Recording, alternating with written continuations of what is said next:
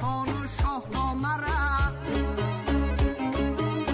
دیده باشی تو اگر شرشره را دنغره را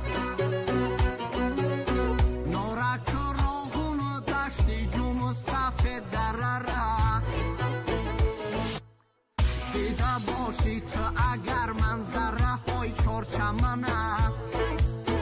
تو فهمیده اگنی مزهی میری وطنه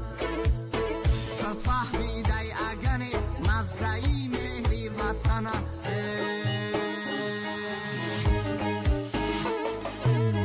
رفته باشی 44 چشمه و 40 دخترکو دیده باشی تو اگر پیریخی ونج و وخو 7 کول و کولی اسکندر و پامیر و سرند پول بکو قهقه برخی ولی میری همه دار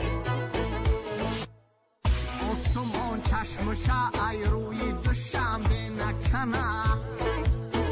تو فهمیده اگنی مزهی میری وطنه تو فهمیده اگنی مزهی میری وطنه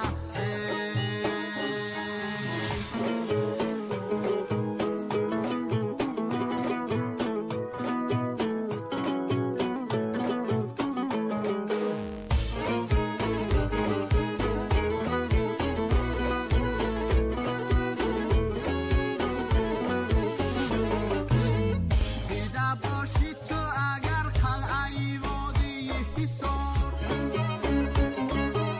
رشت و اخیاب و موغ و باروخ و کوههای قطار بخش و پنج و سیر و ورزاب و زرفشان سرشار تختی سنگین چکن و عنعنه و نقش و نگار شش مقام و فلک و قیمت و قدر سخنه تو فهمیده اگنی مزهی میری وطنه تو فهمیده اگنی مزهی میری وطنه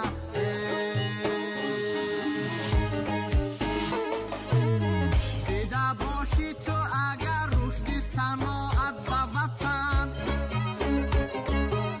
صفتی کاری صناعت ثمری کشوری من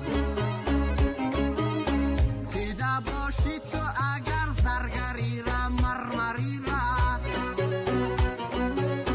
بعدی از می پیش و رونقی برخوفری را بعدی از می پیش و رونقی برخوفری را دیده باشی تو